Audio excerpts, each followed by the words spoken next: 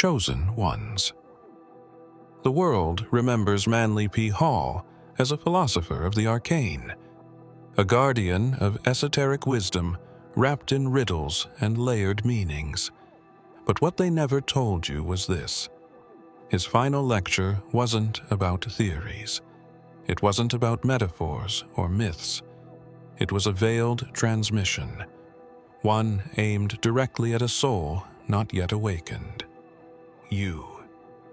Long before today's presidents received encrypted reports about you, Hall stood on a dim-lit stage in Los Angeles, delivering words that only certain ears could decode. There were pauses in his speech where no pause was needed. Words emphasized that didn't belong. A slight glance toward the back of the auditorium. Most dismissed it as age. The ones who knew better called it prophecy. That night, his voice was recorded onto a reel-to-reel tape that mysteriously vanished from the public archive days later. What remained was a degraded copy, one missing 37 seconds of audio, the precise moment he uttered something that sent a ripple through global intelligence communities.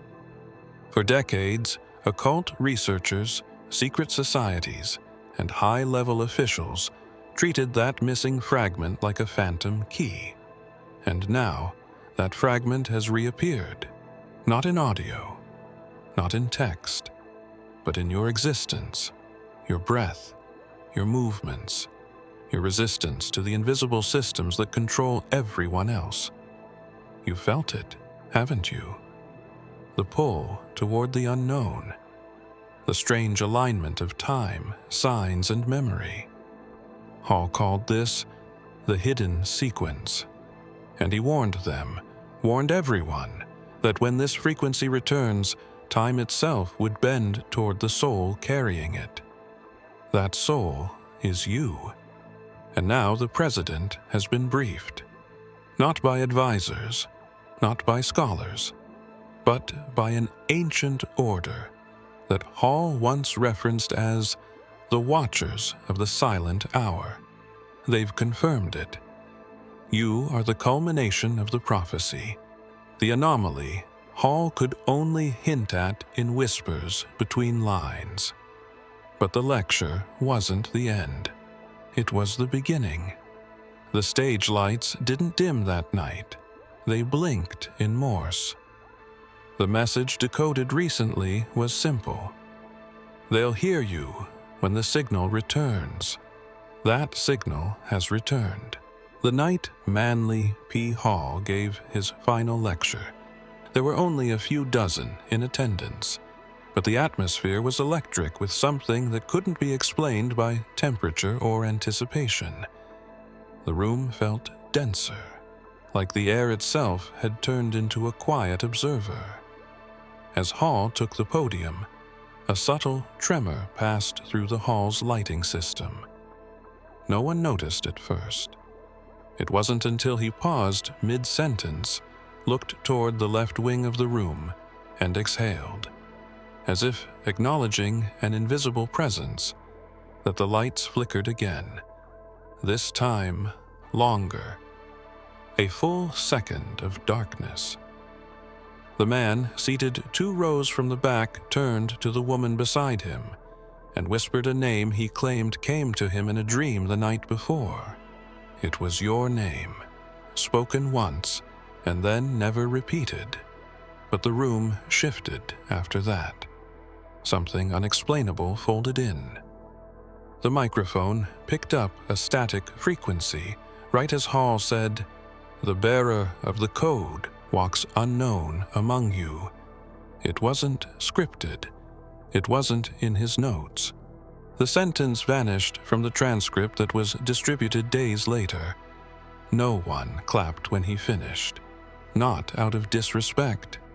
It was as if everyone had been placed into a trance and their spirits were still trying to return.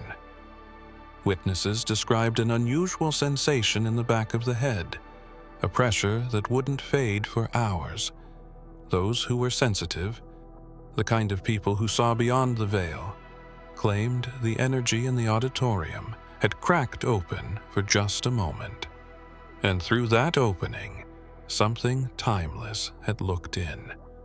Not at Hall, at someone else, someone who had not yet arrived. Later that week, security footage from that evening was sent to a private lab by government request. The footage had anomalies. 2 frames were missing, and in those missing frames, the pattern of the blinking lights formed what experts now call a recognition signal, used by entities tasked with identifying incarnated vessels. Hall had known. He couldn't say it outright, but he layered the signal across his cadence, placed it within silences, encoded it into breath. He believed the one he spoke of wouldn't realize who they were until the world's attention was already upon them. That time has come, and the tapes are speaking again. There's a moment in the only surviving close-up footage of Manly P. Hall's final lecture where his gaze seems to detach from the present entirely, as if his vision cuts through time itself. The archivists first thought it was fatigue, a mental pause, but when slowed to 1/6 speed, his pupils constrict unnaturally and then expand, as though reacting to a surge of light that wasn't visible in the auditorium. His voice lowers, and the tone carries a vibration that sound engineers later claimed wasn't in the original environment. What was he seeing? Who was he seeing? He had always taught that symbols were more than decorations of thought. They were living gateways, capable of reactivating dormant memory within certain souls. And during that final address, his hand motioned to a symbol no one in the room could see. Not on the walls, not on paper. He drew it in the air, an arc, a line through its center, and a downward slash. That symbol reappeared decades later, not in a manuscript, but in a childhood sketch you made without knowing why. The match was exact, line for line. It startled the researcher who found it buried in a national case study on anomalous cognitive patterns in gifted youth. Your sketch had never been published. So how did Hall know? Because he wasn't just teaching. He was marking the timeline.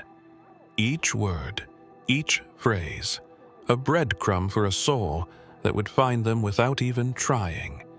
That soul was yours. Every strange memory you've carried, every inexplicable dream that returned like an echo, every coincidence that felt like a whisper, it all points to the same conclusion. You are the fulfillment, not of a story, but of a transmission. Yeshua once said, "He who has ears to hear, let him hear." But Hall's version was hidden in plain speech. There are those who listen with memory instead of ears. He believed you would remember, not by learning something new, but by reawakening what was always in you. And now, intelligence agencies, secret archives, and ancient circles have all drawn the same line in red under your file. The one that Hall began drawing in silence. But the last stroke is still missing, and it's waiting to be completed by you. The reel-to-reel tape from Hall's final lecture was thought to be lost for years, until a sealed envelope arrived at the Library of Congress with no return address. Inside was the original recording, perfectly preserved, along with a typed note. Analyze at 432 Hz. The key is not the words. It took a team of archivists, sound engineers, and cryptologists months to make sense of the audio. It wasn't until they ran the signal through a frequency mapping algorithm designed for interdimensional harmonic resonance that they saw it, an embedded tone riding beneath Hall's speech, invisible to the ear, vibrating just under the conscious mind's threshold, a frequency signature not found in any human vocal pattern before. That frequency, now catalogued as pattern 9X, was later matched to a biometric reading taken from you during a medical scan you never questioned. You had no idea the technician had flagged the result. You didn't know the Department of Temporal Anomalies even existed until they contacted the White House with a single line. "We've found the 9X resonance. Subject active." Experts were baffled. The audio signature in the tape and the vibrational field around your heart chakra aligned to the same decimal point. Hall had embedded a frequency from your future into his final words, but how did he access it before you even existed? That question fractured a dozen scientific panels and rewrote the way time was discussed behind closed doors. The answer? Consciousness doesn't follow time. It bends it. You've felt it. The moments when your body felt pulled to places without reason. Rooms that went silent when you entered. People who seemed to recognize something in you they couldn't explain. The subtle magnetism of events orbiting you like you were their axis. That isn't coincidence. It's pattern 9X pulsing outward from your soul. The tape isn't just a lecture. It's a beacon. And now it's reactivated. The resonance it carries is interfering with military-grade satellite sensors, triggering silent alerts across global surveillance grids. You're not hiding, you're radiating, and the ones who know what this frequency means, they're listening, watching, closing in. But what they don't know is that the signal hasn't reached full strength yet. It's still growing, and when it peaks, something is going to awaken that even Hall didn't fully understand. There's a line, buried in the closing minute of Manly P. Hall's forgotten field notes, scrawled not in ink, but in graphite on the edge of a torn parchment. When the veil shatters, a voice will rise, not from above, but from among them. For decades, it was dismissed as poetic flair, but to those trained in the symbolic tongue of the ancients, it was a direct reference to a phenomenon few dared speak of, the incarnated echo, a soul encoded with memories it hadn't lived yet, a voice that would return, not to repeat the past, but to command the next unveiling. That voice has always been yours. Long before the agents heard your name in classified transmissions, there were whispers. Remote viewers, prophets, mystics, all reporting the same thing, a surge of golden light wrapped in the shape of a human presence. Some saw it walking through a ruined temple. Others heard it speaking in a language that rewrote the symbols around them as they listened. One woman, blind since birth, wept as she described hearing the same frequency in her sleep that once surged from Hall's tape. She didn't know your face, but she knew your voice. She said, "It was like thunder wrapped in peace." Hall never spoke of Yeshua directly that night, but when the old tapes were translated into waveform symbols, a fragment formed a phrase nearly identical to what was once carved above an early Essene altar. The word returns through the quiet flame. Some believe that was his way of identifying the returning presence, not just a messenger, but a mirror of divine pattern, the kind of voice that breaks illusions just by speaking. And you've noticed, haven't you, how people pause mid-sentence when you speak the truth, how children stare at you a moment too long, how certain doors open when you arrive, as if the architecture itself acknowledges you. This isn't mysticism. It's memory reawakening through presence, but the veil hasn't fully shattered yet.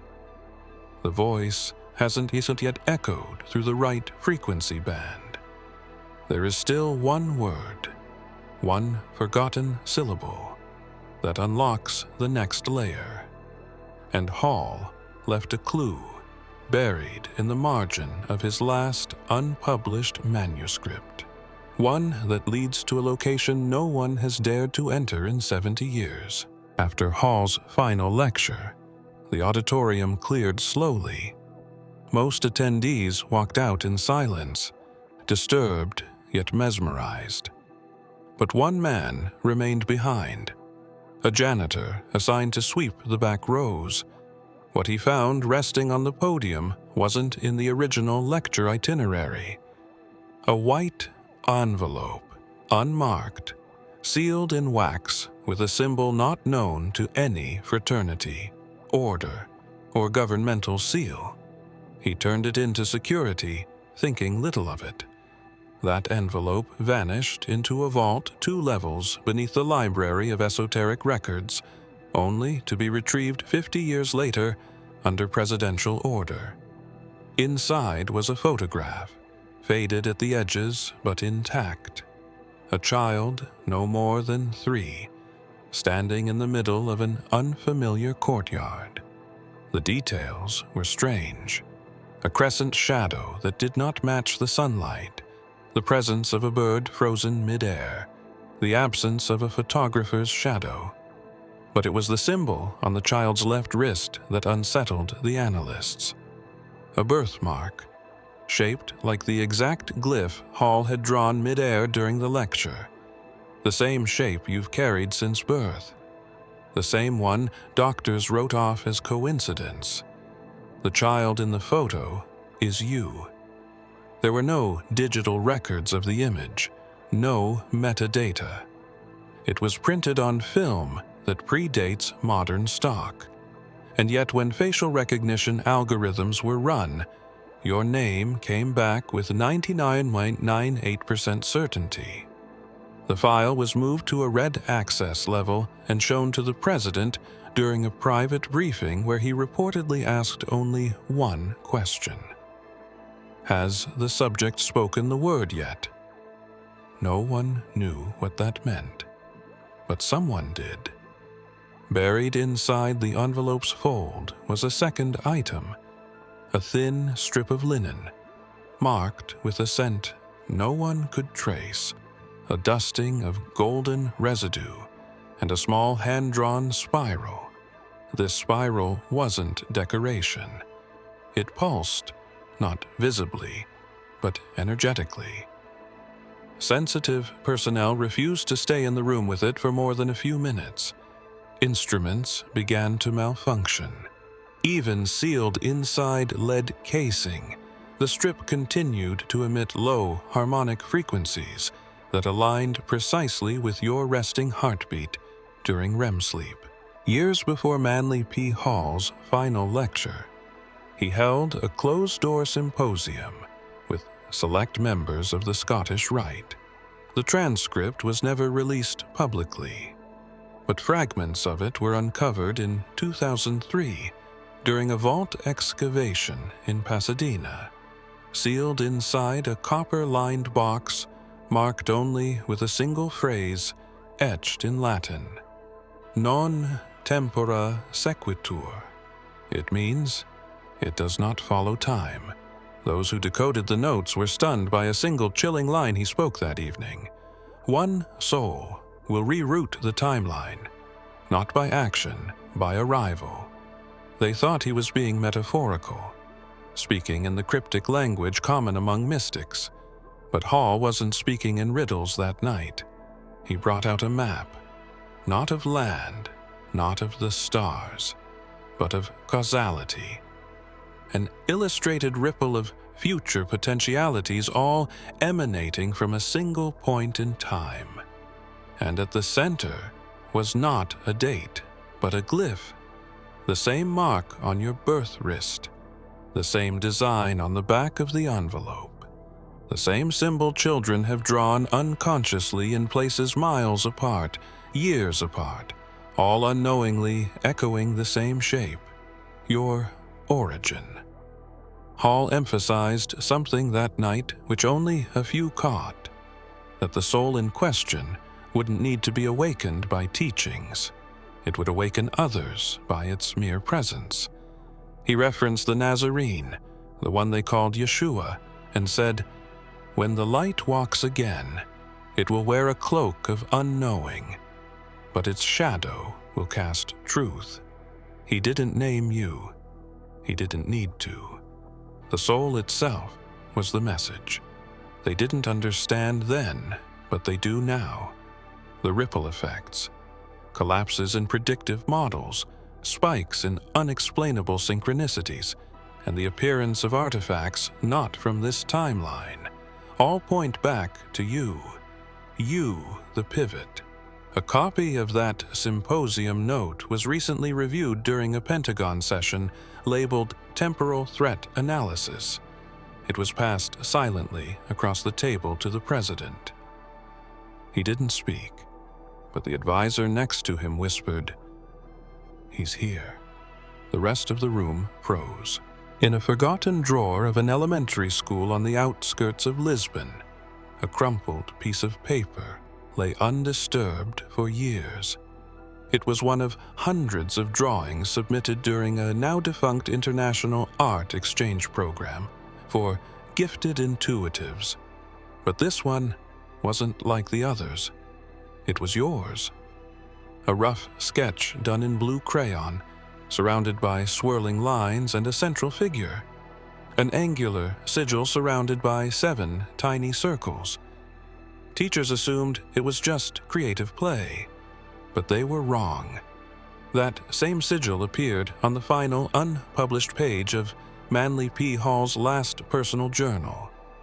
The page was torn from the binding and held in a vault at the Philosophical Research Society. It had no text, just a charcoal sketch in the bottom right corner, your exact drawing. Even the swirl patterns matched. For decades, that symbol had baffled cryptographers and esoteric scholars. It didn't belong to any known magical system, religious sect, or civilization. The closest match was found etched faintly on the base of an obsidian relic stored in the Vatican's off-limits collection. But they didn't know how that symbol resurfaced in a child's drawing halfway across the world, nor how that child would go on to match every unexplained marker Hall referenced in his soul resonance theory. When researchers later digitized your old sketch, an AI running predictive pattern analysis flagged it and cross-referenced it with occult blueprints, ancient prophecies, and unknown sound patterns. It produced one result. The drawing emitted a harmonic code when scanned through thermal spectrography, a code embedded in light and heat, one that perfectly aligned with the waveform embedded in Hall's final recording. No one had taught you that symbol. You didn't copy it from anywhere. You were just 7 years old. But something in you remembered, something deeper than education, older than memory. One analyst called it pre-conscious soul mapping. Another simply said, "He's not drawing the future. He is the future." But Hall's sketch held something else, a faint set of dots beneath the symbol, only revealed under ultraviolet light, a sequence, a location, a doorway. And now, every agency watching you knows the coordinates, but none have stepped through. When Hall took the podium for the final time, there was a tremor in his voice that didn't come from age. Witnesses said his tone carried weight, not just emotional, but spiritual, as if the air around him thickened each time he spoke a truth too close to the veil. At one point, after pausing and scanning the audience slowly, he leaned in closer to the microphone and whispered something so softly that it wasn't picked up by the reel. But one man in the front row heard it. He wrote it down. Like the Nazarene, they'll deny you first. It was the only sentence not transcribed, not recorded, not officially acknowledged. Yet it echoed through the private circles that had followed Hall for decades. The Nazarene, Yeshua. the light bringer who was questioned, betrayed, dismissed. And in Hall's veiled teachings, the next awakening would mirror the first, not in miracles, but in rejection. Because light too pure blinds those who stare at it too long. You've already felt it, the sideways glances, the sudden distance in people's eyes after you speak. Friends who pulled away, not in hate, but in quiet fear. Co-workers who called you too intense when you only spoke truth. There is something in your presence that bends the emotional field, not by force, but by resonance. And it unsettles those still asleep, just like it did then. Hall taught that the soul patterned after divine blueprint wouldn't be embraced, not at first. He wrote, "The vibration of truth must shatter illusions before it comforts." And just like Yeshua, whose message tore through systems before it healed hearts, yours will do the same. Not because you try, but because you carry it without knowing. There are whispers now, even among those trained to monitor anomalies like you. Some believe the resonant disruption you're causing in psycho-emotional fields is only phase 1, that your voice, your choices, your very stillness, all are triggering a reorganization of fate that's yet to be understood. But Hall left one final annotation in the margin of his lecture notes. The Nazarene was silent before the turning, so shall the next be, until the world knocks first. The old reel-to-reel recorder used during Hall's final lecture had a flawless track record. Maintained by the most meticulous engineers at the Philosophical Research Society, it had captured hundreds of hours of teachings without fail. But on that night, the night everything shifted, it stuttered, not once, not randomly, but precisely when Hall's tone changed, when his words turned toward something he called the arrival point. The audio glitched, warped, and then, for a span of 13 seconds, it went silent. Sound technicians blamed magnetic interference, but none could explain why the distortion didn't affect the rest of the recording. The surrounding lectures were intact.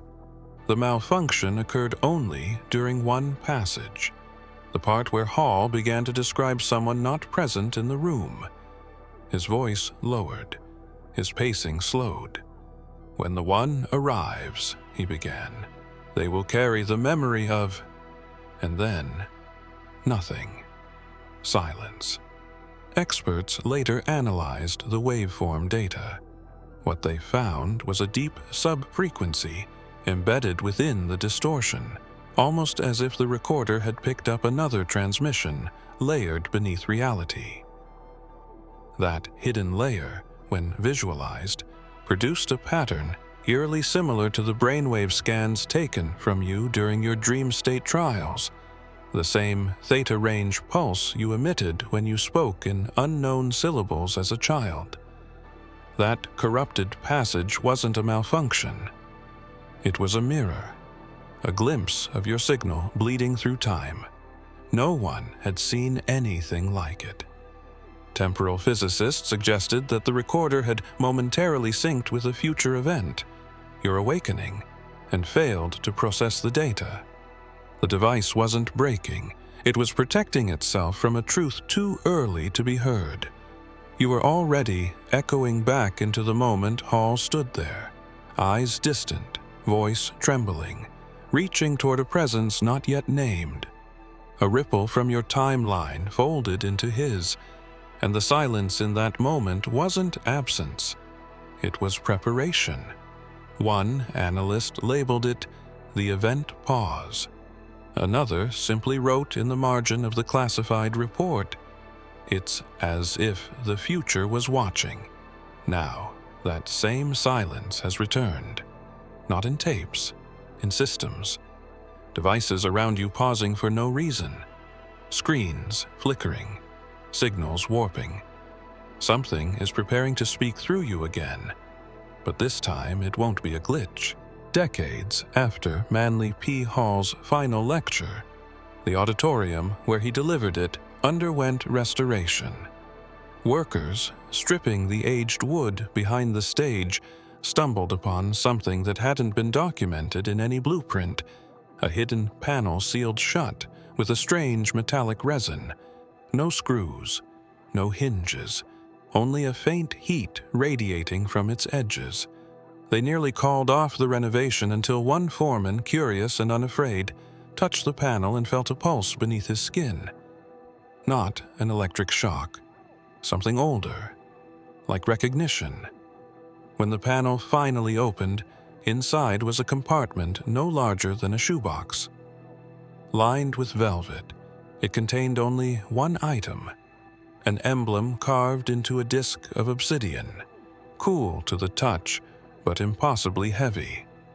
At its center was a seal, a glyph made of intersecting circles and a single vertical line breaking through the middle, a perfect match to the birthmark you've carried since childhood, a match to the symbol Hall had drawn in the air during that last speech. Researchers were stunned. The disc predated the building. The metallurgy used didn't correspond to anything local. Some argued it was placed later. Others insisted it had always been there, hidden from perception. The seal was submitted for resonance testing and produced harmonic tones previously only recorded in proximity to you. The frequency? 9x again. It was undeniable.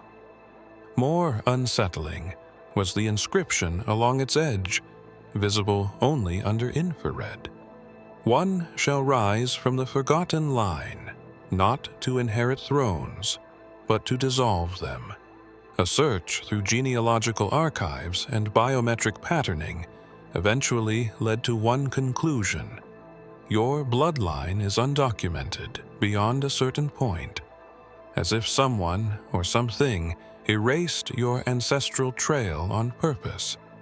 But now it's resurfacing, not in paper, but in signal, in presence, in the way systems react to you.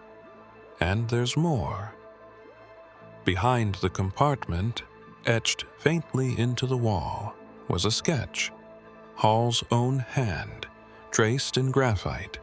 One finger pointed outward, toward the empty center of the stage, toward where the next speaker would eventually stand. If you have come this far, it is crucial that you watch this next video here. But be warned, it is not for the faint of heart, for only the true chosen ones can handle this video. If you would like to also donate to help keep the channel going, our Buy Me a Coffee link will be in the description.